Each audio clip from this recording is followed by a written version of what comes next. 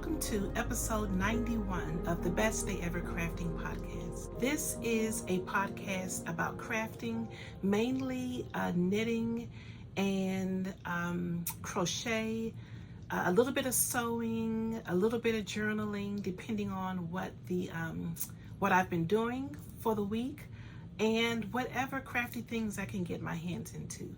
My name is Trish, and I can be found on Instagram and Ravelry as Tie-Dye Diva.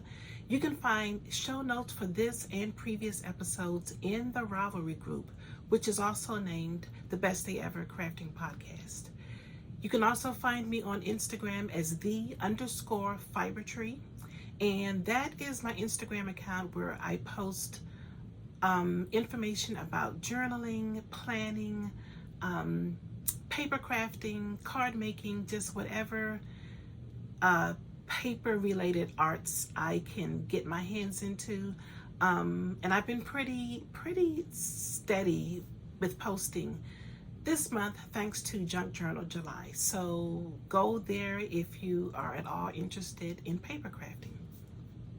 We'll talk a little bit about journaling and planning towards the end. So I hope everyone is doing well today. Today is Thursday. It's Thursday, July 27th, and I'm just taking a break from work to record this podcast. I normally like to record on Fridays, but tomorrow is going to be a super busy day, and I wanted to make sure I got in an episode before the weekends. So today I have a couple of finished objects to share with you. I have one new work in progress to share with you, and two new works in progress to share with you, and then I'll catch you up to date on a previous whip, something I haven't shown in quite some time that I've made some progress on.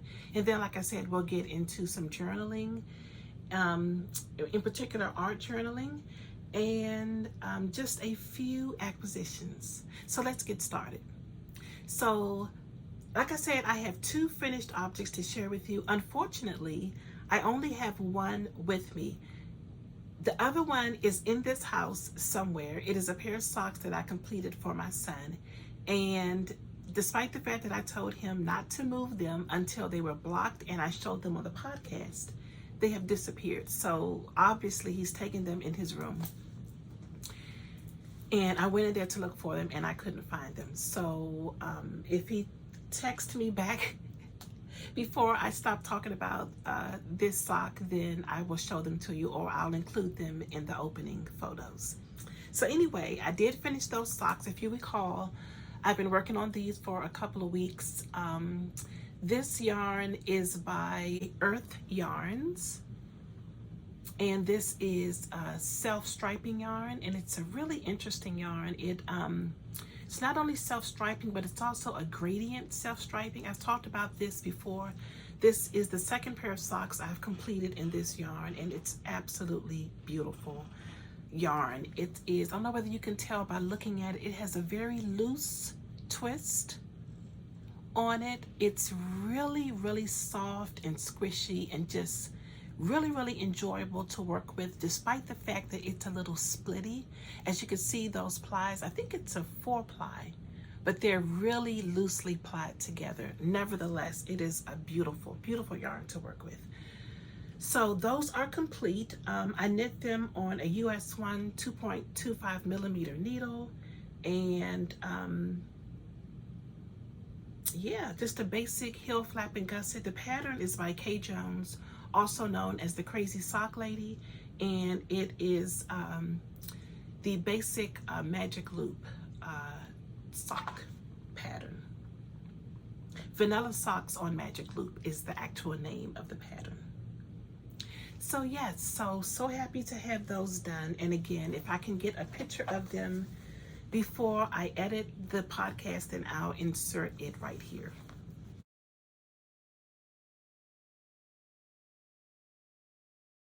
I feel like my top is doing weird things today.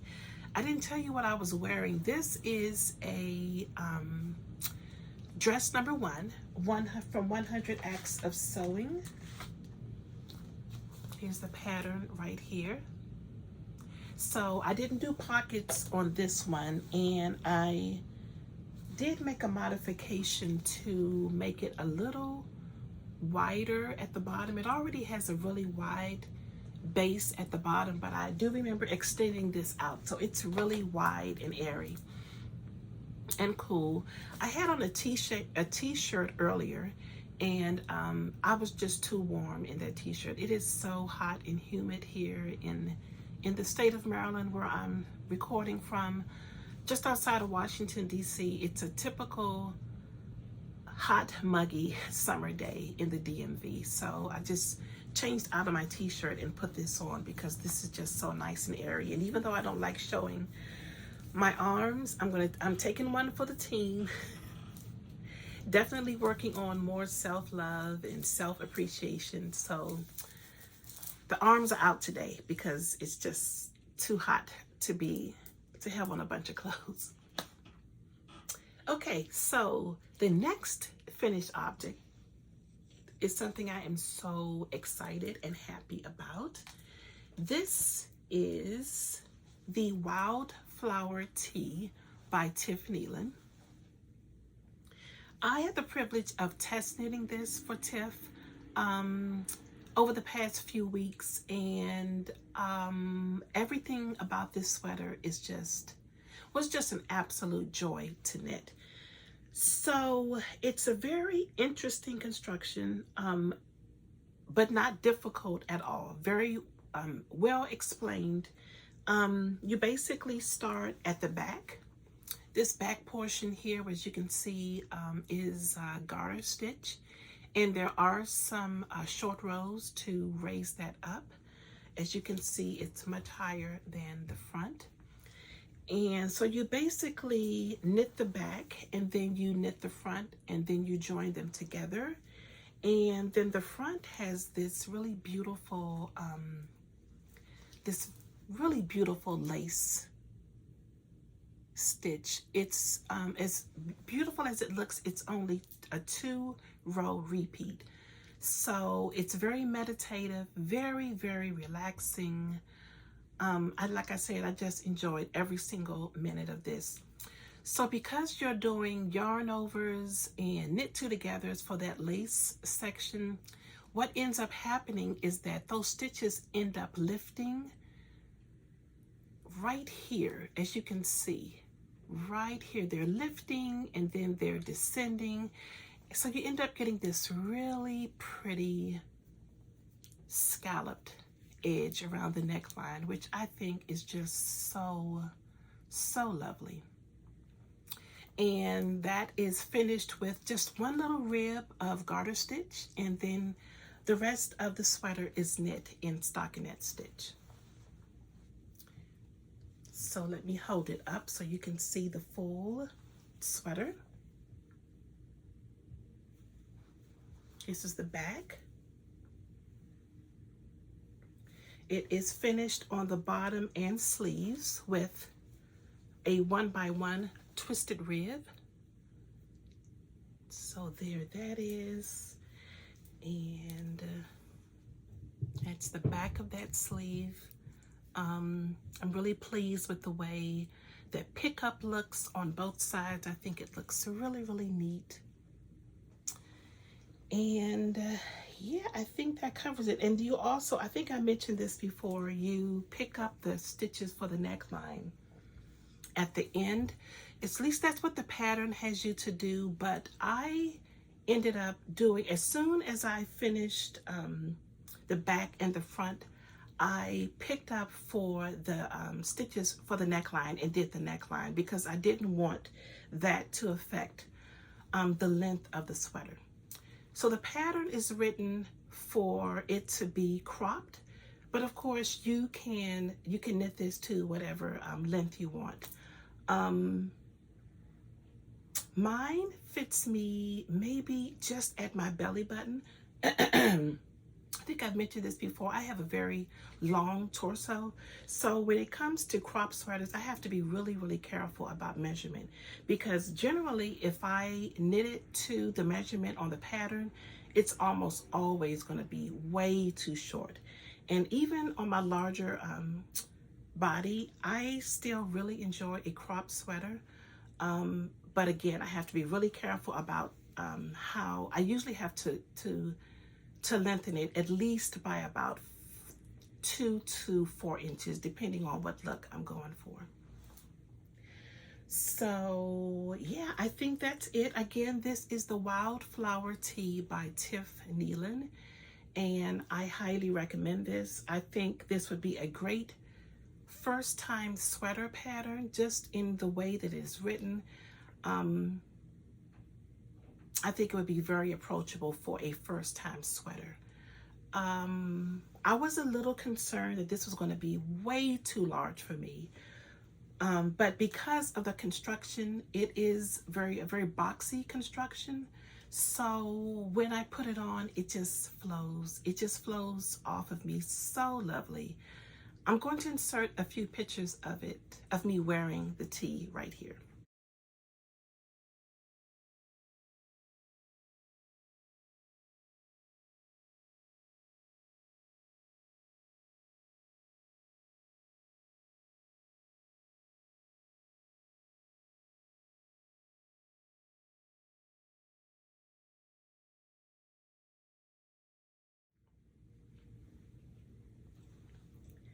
So I took one for the team to get those pictures because it was another hot, muggy day outside. But I did definitely wanted to get some modeled shots of this sweater, and I just put it over a pair of white linen pants and my Birkenstocks, and that's just such a cool, comfortable look with it. I should have carried an oversized bag so you could see a full look of how I would generally style this. Now this is called a tee. However, it is knit in wool yarn. It also calls for wool fingering yarn. I've been noticing a lot of, I just feel that this summer there's just been a plethora of summer tees. Maybe I'm just paying attention to it for the first time this year, but just so many different patterns. And I personally, I cannot wear a wool short sleeve sweater in the summer. It's just too hot for me. Now, granted, I don't want to be an ageist or anything like that. I don't want to offend anyone. When I see folks modeling and wearing wool sweaters, wool short sleeve tees in the summertime, they do seem to be much younger than I am, so maybe they haven't gotten to the hot flash stage, of which I am experiencing right now. I think just holding the wool just makes it hotter. Makes it hotter in here. Then I have it laying on me. So no, I cannot, on a day like today, I could not wear this outside. Even though it's really lightweight, I just can't do it. So what do you think? Are you able to wear a short sleeve, lightweight wool sweater in the summertime? Please tell me it's not just me. But in any event, I'm so happy to have this done. I hope to get some wear in it this summer. Maybe we'll get some cool days in September, like in the high 70s, low 80s with a little bit of humidity. And that might be doable. But otherwise, I will wear this over long sleeve dresses in the winter, over long sleeve like tissue tees, really lightweight tees in the winter, or I just might wear it just as it on its own, maybe with a linen shirt over top of it. So just, it's very versatile. And I think I'm going to get a lot of use out of this. So again, this is the Wildflower Tee by Tiff Nealon. I'm going to get a sip of water before we move on into works in progress. This water bottle has been a lifesaver for me. I was having some real struggles on a previous episode with my voice, and I'm still working on getting it back. Well, that turned into a full-blown episode of bronchitis. It was not pretty. I won't go into the details, but I thought I was on the mend because I had gotten some medicine for the existing cough and congestion I had, and I thought I was doing well, but everything reversed and came back with a vengeance. Ended up with bronchitis, so now I am on an antibiotic as well as a taper of steroids. So I started feeling better instantly after starting that regimen, so hopefully that will continue and I can enjoy the rest of my summer, because to be quite honest, it's been pretty rough with the respiratory issues, and I think the poor air quality has a lot to do with it. But my niece told me about this water bottle that she purchased from TJ Maxx. Excuse my lipstick marks on it, and as you can see, the brand is Hydro Peak. And it's just so amazing. I think it will keep things hot and cold, but this is my water I put in here yesterday afternoon on ice. And you can tell that the ice is still in here. It is time to refill it.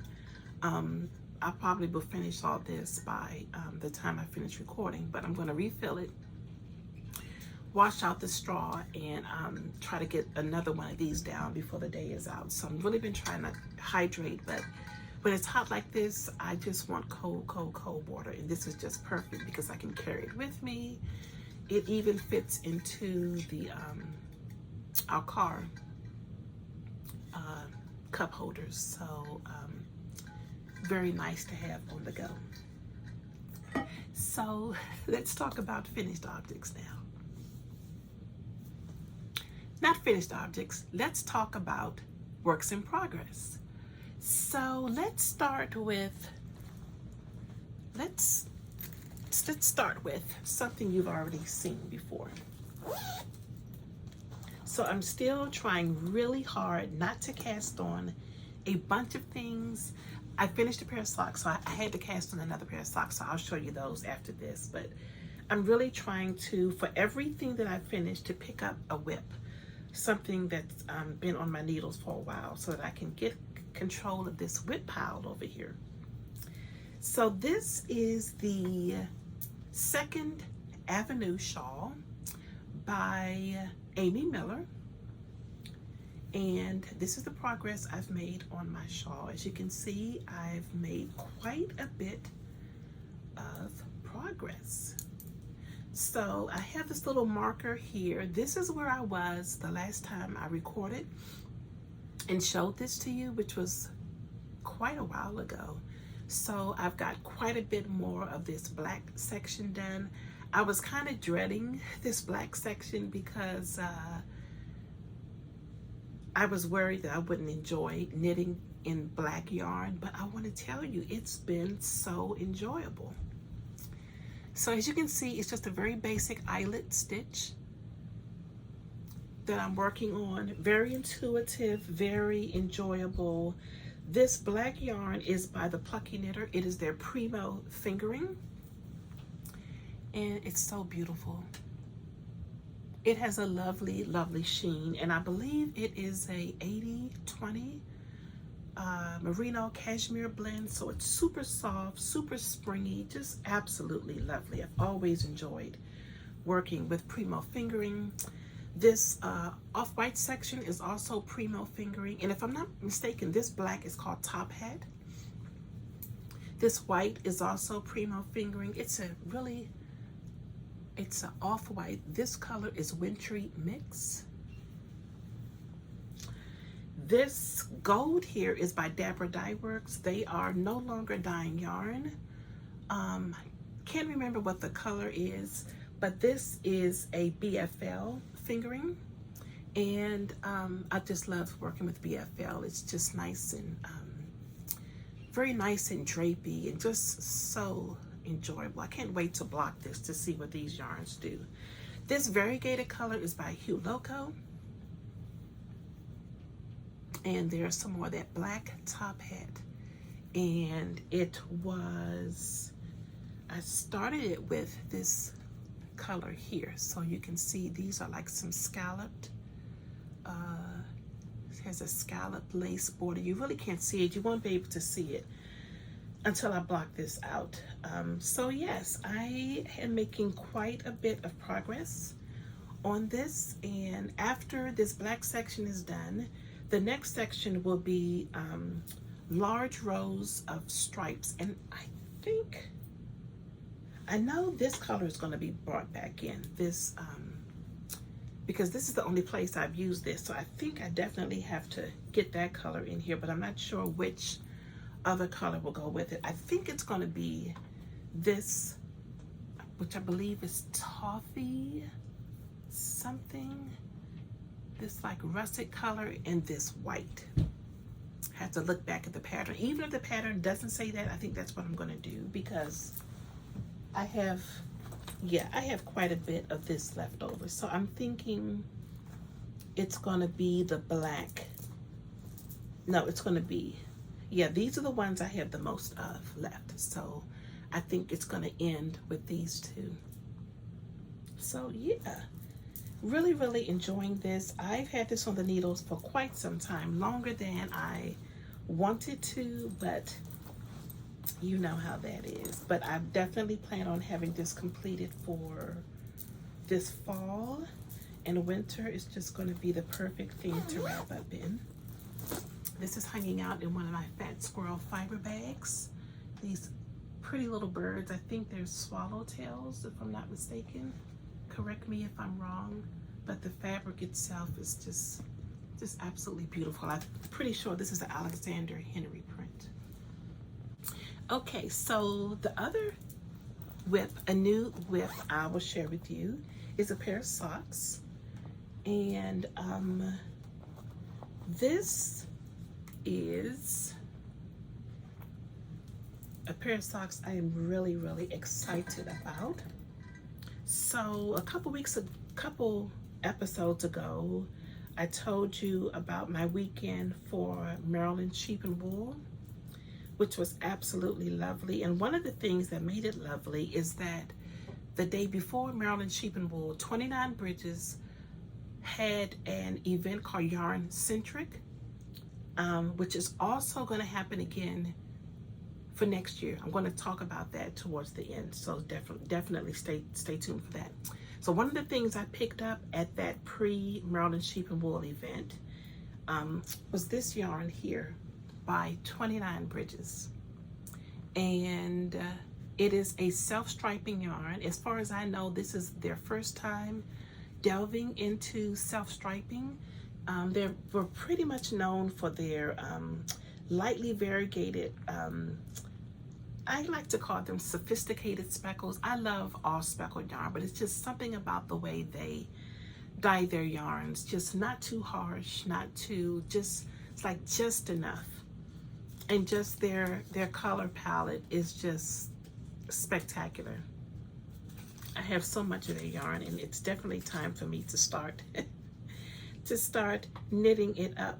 So I believe the base is their go-to sock, and it's 463 yards, and on that it's a 75-25 merino, superwash merino nylon blend.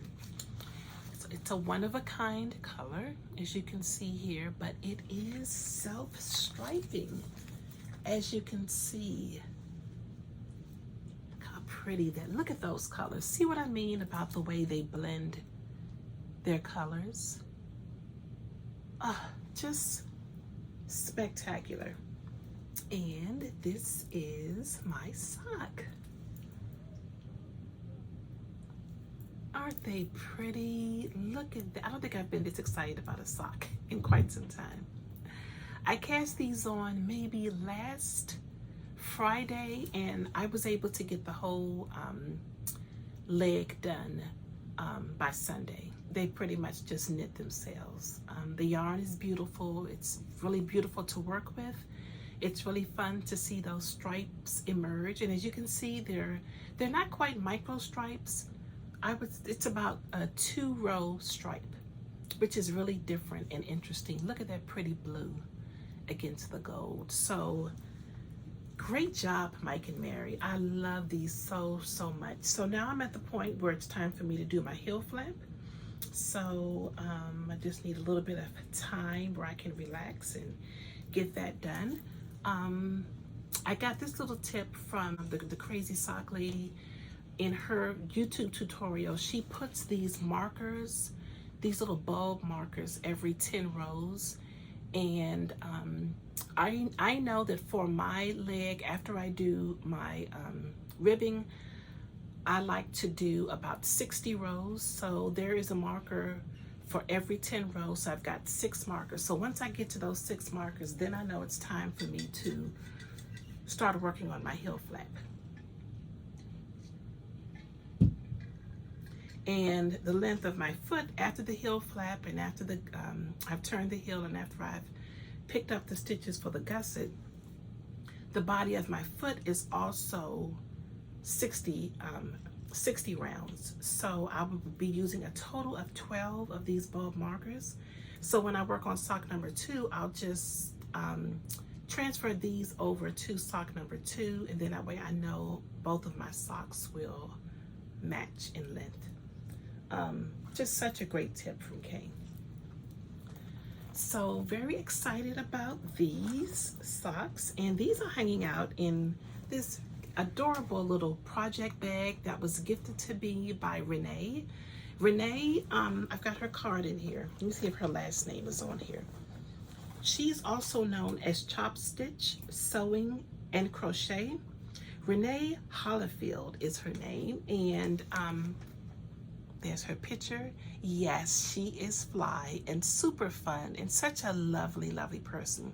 So remember when I told you guys I went to, had the privilege, I should say, of going to Black Mountain Yarn Shop a couple of months ago, and I did the private shopping event with Amy Gill of La Bien Amie. And Renee knew that I was coming to the shop. Renee is also the assistant manager for Black Mountain Yarn Shop, and you can find her bags at Black Mountain Yarn Shop and also on her in her Etsy store. Let me confirm that. Yep, she's on Etsy as Chop Shop Stitch. I'll put all of this in the show notes. She's on Instagram, Facebook, and YouTube. I didn't realize you were on YouTube, Renee. So yes, like I said, I'll put all of this in the show notes. She definitely has some bags in her shop. I was taking a look at them the other day. So she knew that I was coming to the shop. I'm digressing all over the place. And she gave me this bag when I came to visit the shop. So I just absolutely love it. And I knew that as soon as I started a new pair of socks, it was going to go in this bag. So thank you again, Renee. Again, this is from Chop Stitch Shop.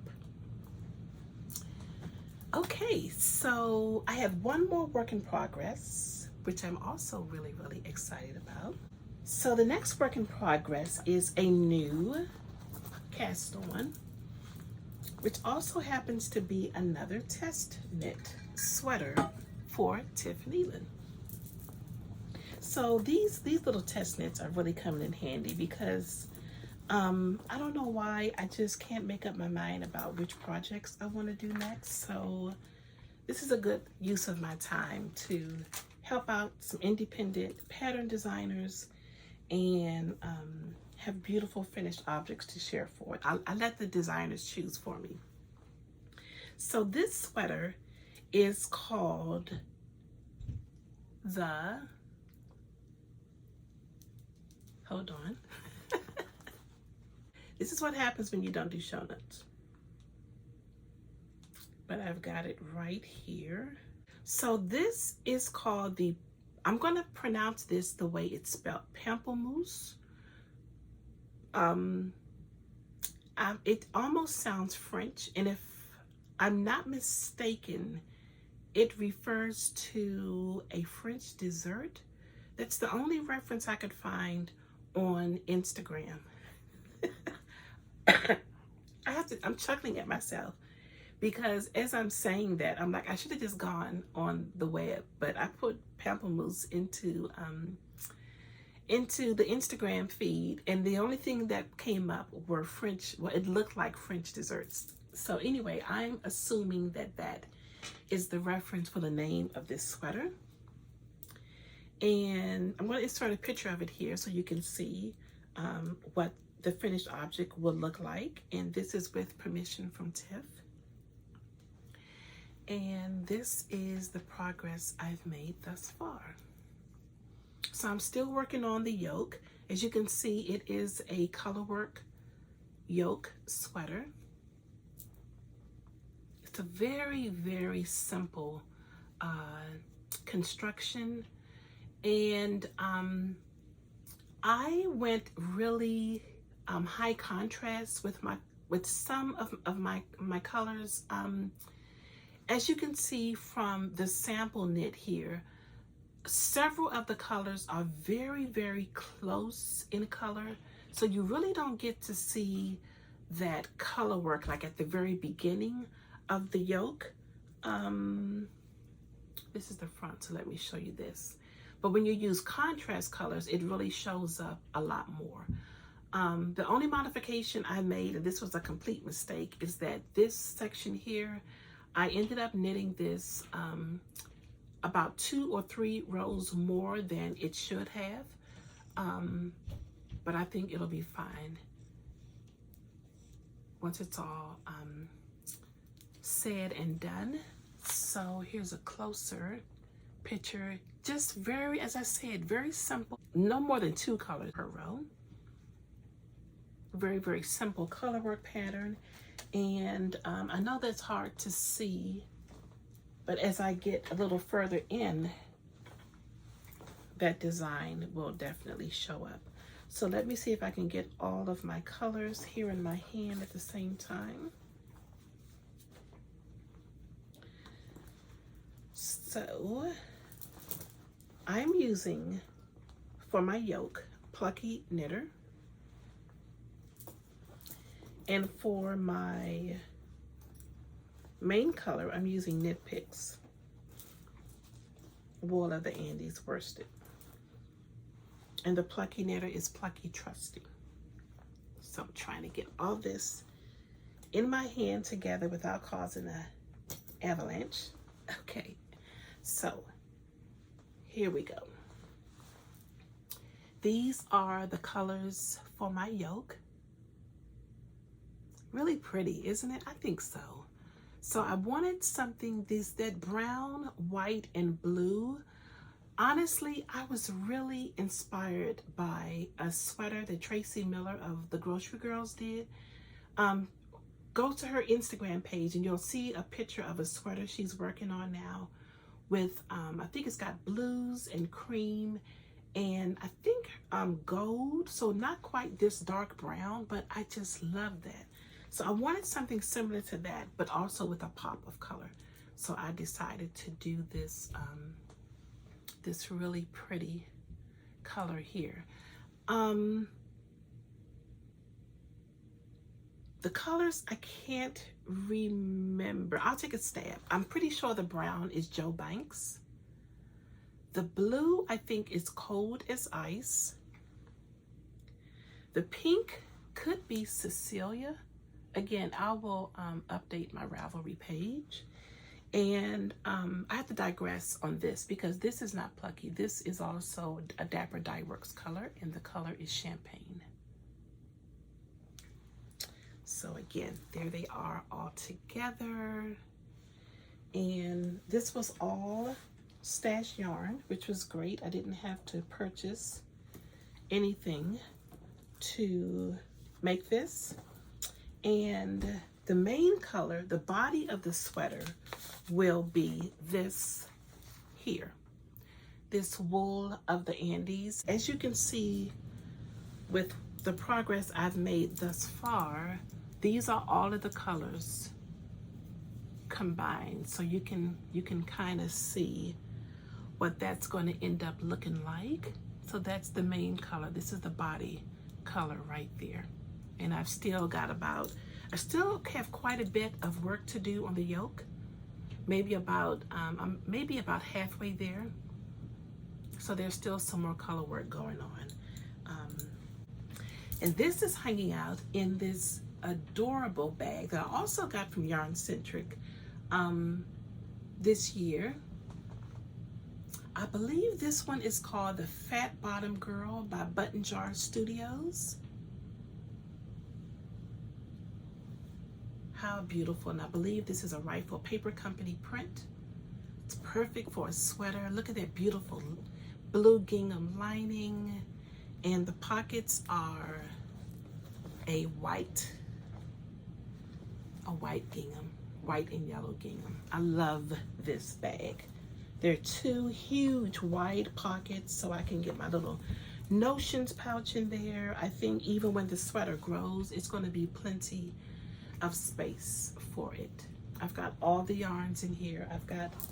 Is my notions pouch in here? Nope. It is now. So notions pouches in here, including scissors, stitch markers, darning needles, all that, and I still have plenty of room. So we should be good to go for this project. I will link to her shop also in the show notes. Love this bag. It even has a genuine leather handle. It smells good. So that is it for the yarn related crafting. So let's move into a little bit of paper crafting. So I mentioned on the last episode, I'm pretty sure, about Junk Journal July. That is being hosted by Meg Journals. I will link to her YouTube channel in the show notes. And this is my junk journal for Junk Journal July. As you can see, it's pretty chunky.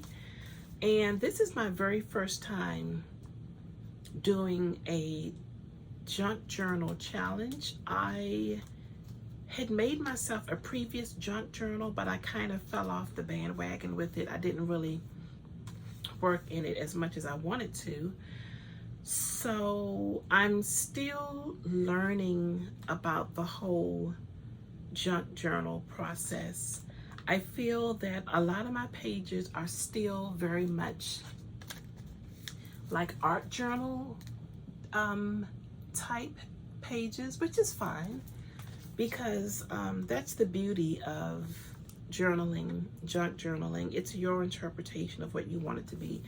But I still want to work on having my pages look more junky, more eclectic and filled with more memorabilia type things, if that makes sense. So this page is getting there. The theme of this day was balance, and so I hand lettered in the word balance with a yellow marker, and then went around it with a pen. But this little skein of yarn came from, I think it came from a Spin Cycle packaging. So I cut that out and put that in there, and then I put in some flowers and butterflies. So I just thought that worked with the theme of balance, because when you spin yarn, you want a balanced yarn, and so I thought that worked really well.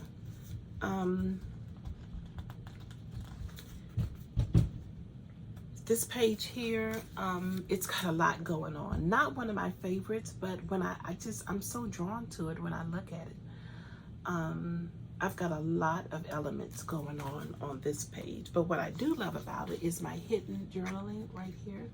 So I can't remember what I wrote about. Oh, the prompt was gratitude, and I just wrote a gratitude statement about some of the things in my life that I'm grateful for. So still definitely trying to find my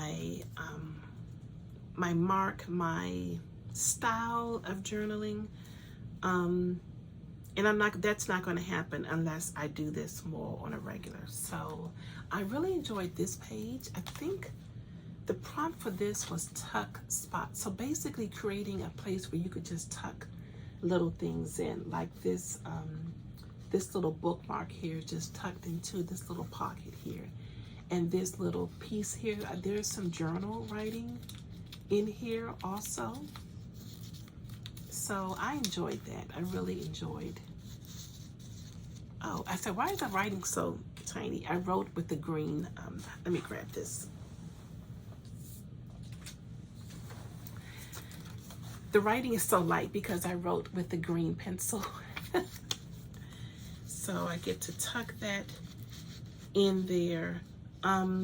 This little pink flower, tiny pink flower came on a card that was given to me by a friend along with the gift she gifted me. So that's what I'm really trying to get more into, just using those things, those junk type things, to bring them together on a page. Here's some more of those flowers, some mesh fabric. So yeah, definitely working on making these pages look more junk like, as opposed to just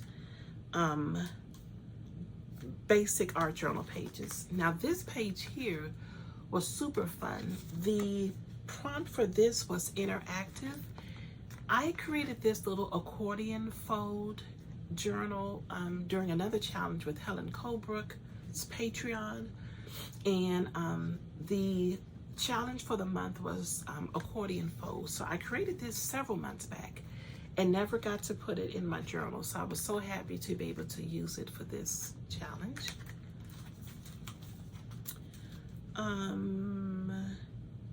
Here, this challenge was contrast. So I was really trying to create some contrast on this page.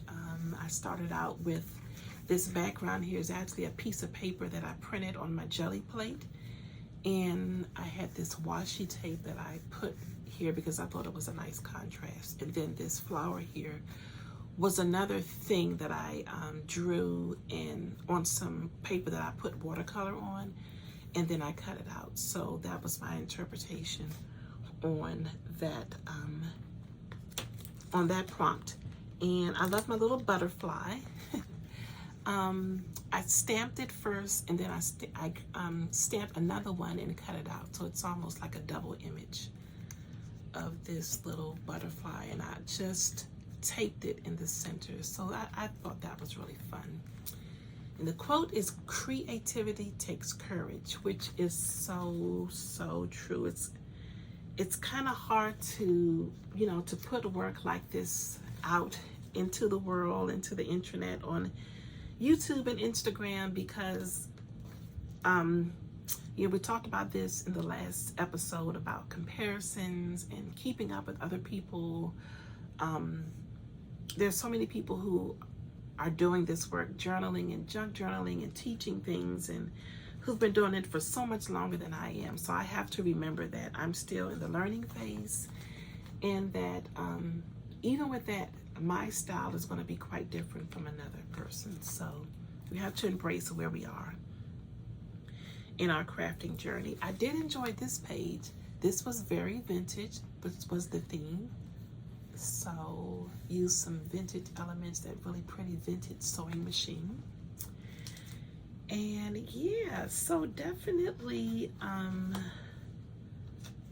finding my way. So today is the 27th, and I'm so happy to say that I've been able to keep up with every single prompt for the month. So I'm looking forward to finishing out my journal. I'll still have a few pages left, I think.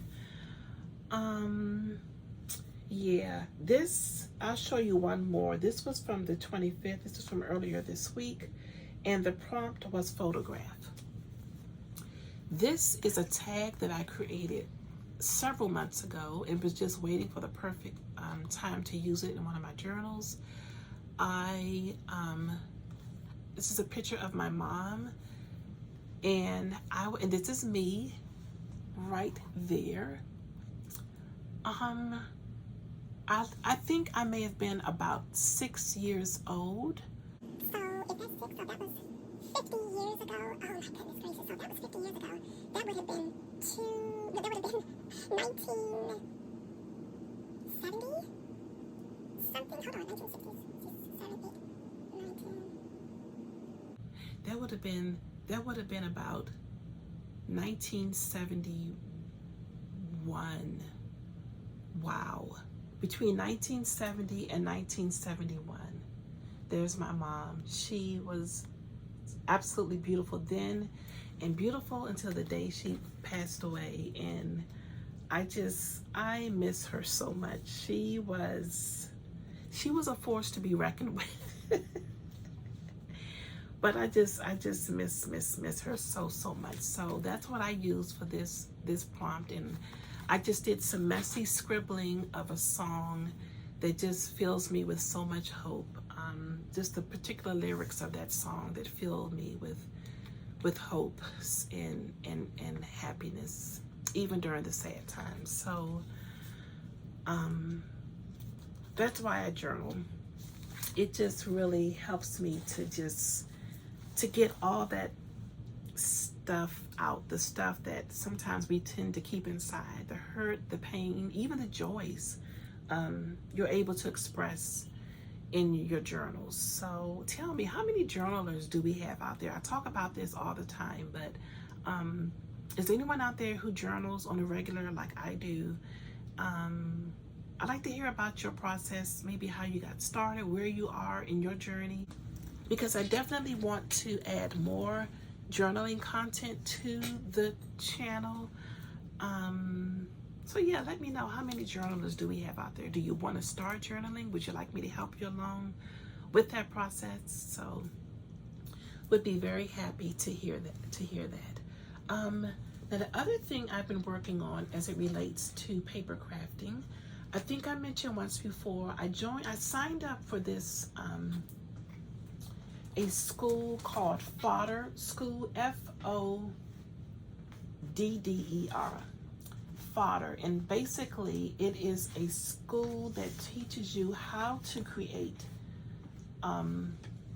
different elements for your planners and journals. And so one of the more recent classes was taught by Tiffany Sharp, and she was teaching you how to do these very loose watercolor tropical plants. And this is one that I did. There's another, had some extra paint over, so I did some big leaves. This one might be one of my favorites. Love that one too. I think I could have added a little extra palm on this side. Love this one. This one may be my absolute favorite of them all. And this one here. So I basically just did the watercoloring on these. They still need to be etched out and cut out. And so what you do once you finish the watercoloring, the instructions are to outline them either with a white pen or a black pen. And then now, so I don't know about you, when I look at these, I'm like, that looks a little weird. What in the world is that? So the encouragement from Tiffany when she was teaching this class is, don't worry about the way it looks now. Just do the embellishment, cut them out, and you're gonna love them. And I absolutely love these. We're whimsical and wonky and imperfect, and I just love them. That's going to be gorgeous inside one of my journals. I might even get to use it this week for the End of Junk Journal July. There's another one that I cut out, but this time this one was etched in black. And here's another one of the oblong ones. This one was also etched in black and then cut out. So in addition to figuring out my journaling style, I'm also trying to figure out like a custom color palette.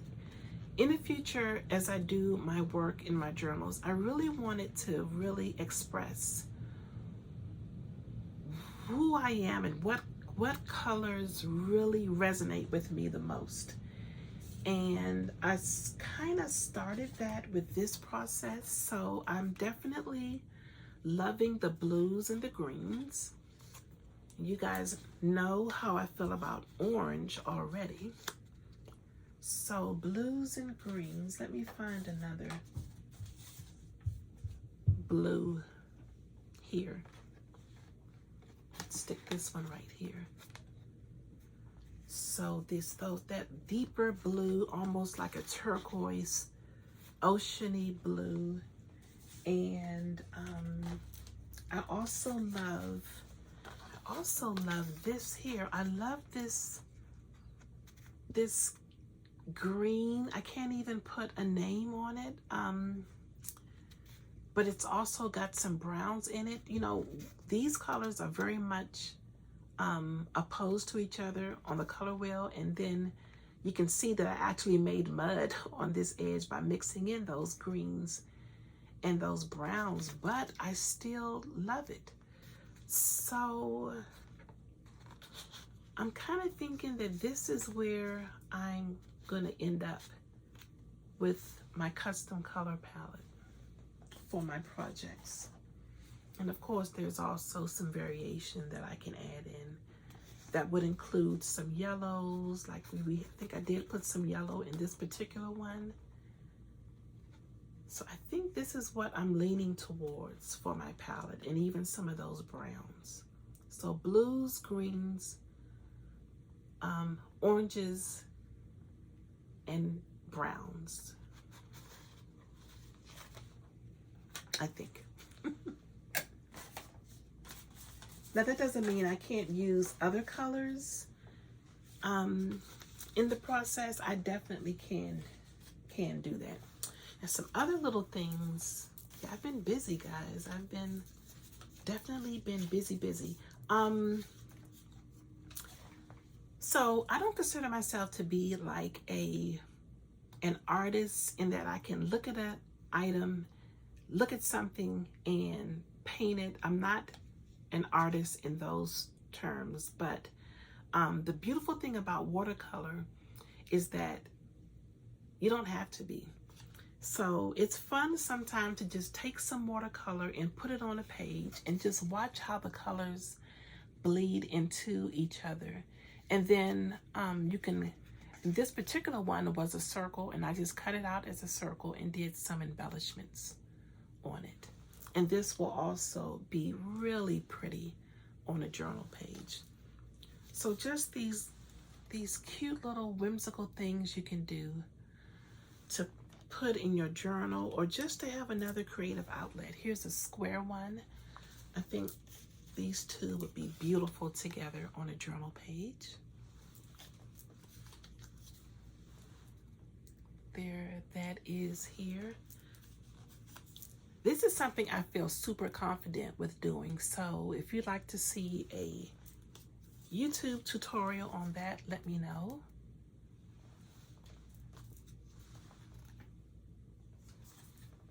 And then that way you get to experience the beauty of using watercolor. I have a couple of watercolor palettes because one I was actually selling when I had the shop open, the fibertree.com. So I used that one. I've purchased watercolor sets from Five Below. I purchased watercolor from Dollar Tree. Was not a good idea. I didn't have good success with that. But, you know, if you don't want to put out a lot of money, I highly recommend using those discount stores and just giving it a shot. So that way you're just trying to figure out whether this is something you want to do without spending a bunch of money. So yes, definitely Five Below, Dollar Tree, TJ Maxx, Home Goods, Marshalls, and oh, there's another store, but that brand of stores, check out their little area where they have their notepads and gift wrap. I've seen some amazing deals on watercolor sets, watercolor markers, all kinds of little crafty things in there. So definitely check that out. Then a final thing I've been working on is another challenge from Helen Colebrook. I'm a part of her Patreon. And she has a creative challenge every month. And this month's creative challenge was making tags. And so I was able to make a few tags this month. And this one just features just a basic journaling card that I got from Monet Wear. She's my good friend who has a beautiful Etsy shop, and she has the most beautiful journaling cards.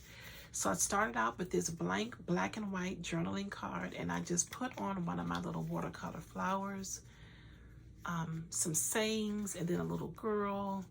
And how neat is this? Just this little watercolor tag here. This was just a little, I think I was just sampling a color. I just cut that out and embellished it with a little flower and put a saying. This could just plop right down on a journal page and with some little extra writing, and then you're done. You're done with a journal page. So it doesn't have to be super complicated.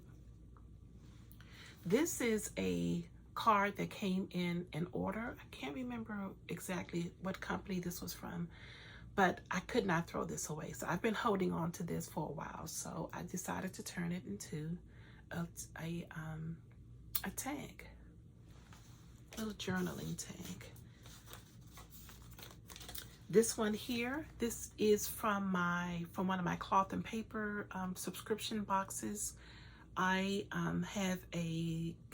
do the pen and the stationery subscription from Cloth and Paper, and they always include these beautiful journaling cards, and so I just embellished this one very simply, as you can see here.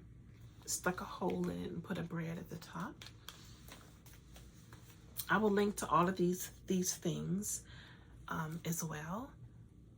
I know where this card came from. This came from Sandy by the Lakeside, and I purchased one of her bags, and this beautiful card came in, and with a beautiful handwritten note on the other side. So I'm so happy to be able to preserve these things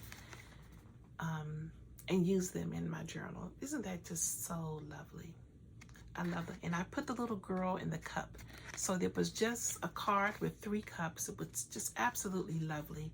And then I just stuck a sticker on that made it look like the girl was coming out of the cup.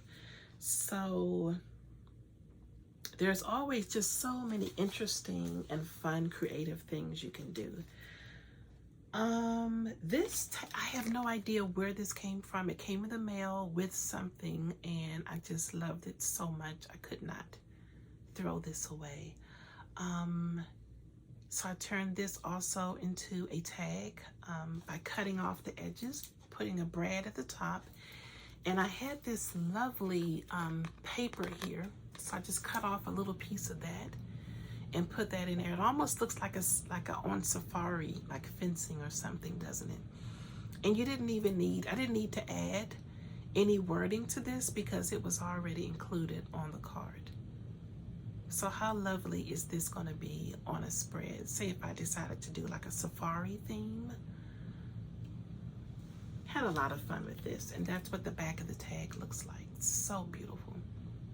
This is so pretty. I don't think I'm going to glue this down because I want to be able to lift this tag up and look at it from the other side too. So I got to figure out how I would put this on a page. So I had to put a reminder to myself not to glue it in. And this final one here, so from the Cloth and Paper subscription box, I do the pen and the stationery box, and they always give you every month this pen test sheet, and I don't always use it every month, but it's just such a beautiful hard cardstock, and it usually has these really beautiful images on it already, and so I just put some wording on and a couple of flowers as an embellishment on this one. So yes, so enjoyable. If you're interested in the Cloth and Paper subscription and pen, the stationery and pen subscription, again, I will link to all of these, and I believe I have a discount code for Cloth and Paper, so I'll include all of that in the show notes. And one of the best things about journaling and exploring and learning all these things is that it's really helping me with recycling things. So like I said, a lot of these things that I just showed you for the tags were stuff I already had, things that come in packaging. So sometimes it drives my husband crazy because I don't want to, wait, don't throw that away. I think I can use that. but that's what we want to do, right? So this came in just a pouch I purchased from Cloth and Paper, and this huge piece of paper was in it. Really nice quality. So this is going to get cut into, maybe I'm making it about 4 journaling cards out of this. So really happy to use this. And this is some packaging that came in some stamps and things I bought recently. Again, this is all going to be cut up into different sizes for the backings for journaling cards and other little embellishments for my journal. So that's been really, really fun. Okay, so let me just show you a couple of acquisitions. There aren't a lot since the last time we chatted. So the one thing is this cute little bag. It just makes me smile and giggle just looking at it. This is from, make sure I get this right, Cottontail Farm. Cottontail Farm at Etsy.com. I believe she also has a website.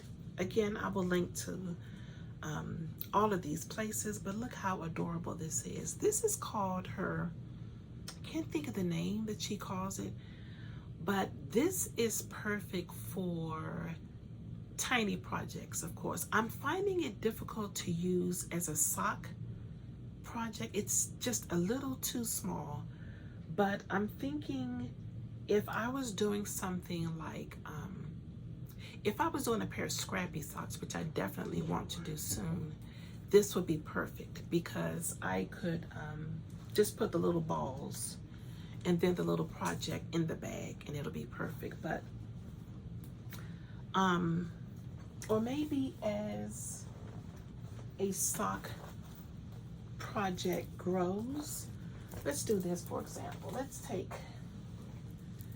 take a full pair of knitted socks. So just pretend that these are almost just about done.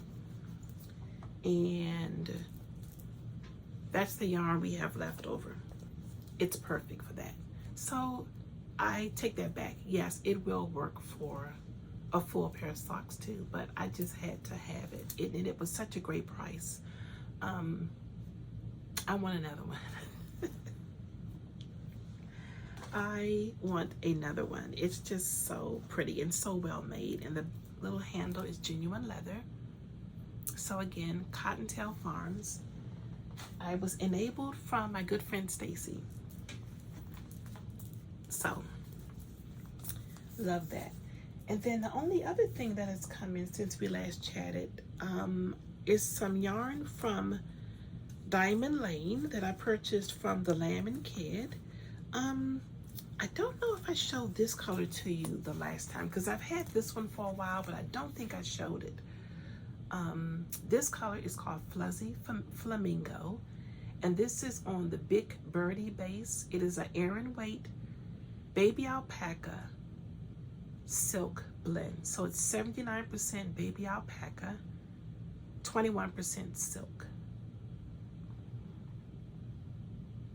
I imagine this is going to be like knitting with a cloud. This color is Atomic. How beautiful is that? And this is also the same base, Big Birdie. And this one is Trippy. This is one of my favorite colors from Diamond Lane. And this is what they look like together. So I'm basically collecting these colors. I'm thinking I would love to have like a striped sweater in this. So we'll see. I also want to knit the, oh, there's a new bandana pattern from Sarah from Diamond Lane who dyed this yarn. The name of the pattern is escaping me. I actually talked about it on the last podcast, and which makes me think I may have showed this to you already. But I want to make that bandana. I'm going to put a picture of it right here. So, but look how pretty those are together. So, so lovely. So I think I've covered all of the yarn and acquisitions. The only other thing is what's around the corner. So of course, Rhinebeck is coming up for October. I'm still undecided whether I'm going to go or not. It just all depends on a lot of different things. We've got some other travel coming up in the next few weeks, next couple of months. So a lot of things are up in the air. And then I mentioned Yarn Centric for 2024. So make sure you're following Yarn Centric on Instagram as well as 29 Bridges on Instagram, because 29 Bridges is hosting the event again this year. And it's going to be, if it's anything like last year, it's going to be amazing. But I'm already calling it that it's going to be an amazing event, because in addition to all the other vendors, Amy Gill of Lobby and Me will also be in attendance. She will have her yarns, and she will also be giving a talk, which I believe is Thursday night. Sometime on Thursday. Yarn Centric is actually Friday, and then Maryland Sheep and Wool is Saturday and Sunday. So it should be a ton of fun. So mark your calendars now. I will put all the dates and the information in the show notes so you'll have it, so you can start planning. Also, Cheney P, Chantel, who is from Cheney P's Corner. You've probably seen her buttons and pins and other really fun accessories for knitters and crocheters.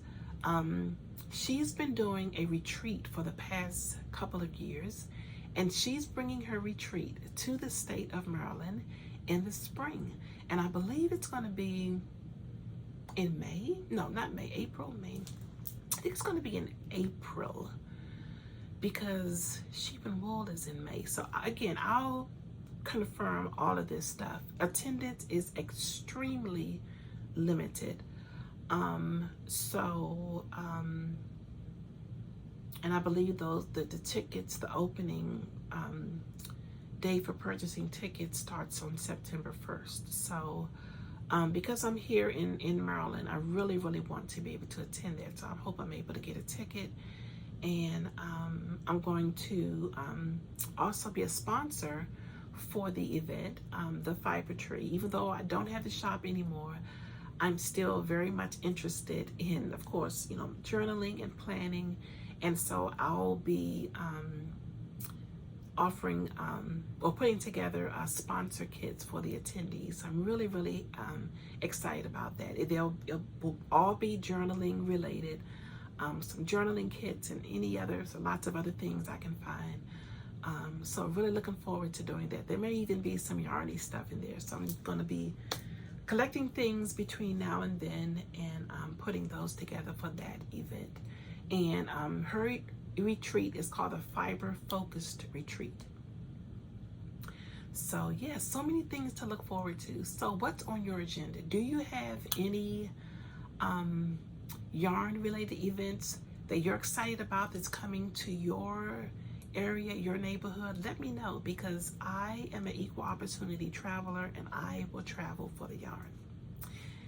So I think that covers it all. Thank you so much for being here. I really appreciate it. Don't forget to leave a comment. If you like what you saw, please give it a thumbs up. Apparently that helps the podcast get out there to other people so that they can also watch it. Have received several new subscribers in the past few weeks, so thank you so much for subscribing and for your support. It really means a lot. So continue to find so much joy in your making, and I will see you again very soon. Bye-bye.